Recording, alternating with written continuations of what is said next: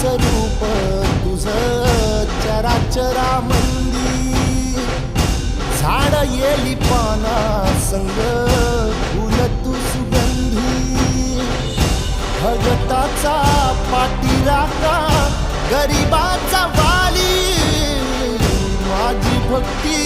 तुझी शक्ती एक रूप झाली देवा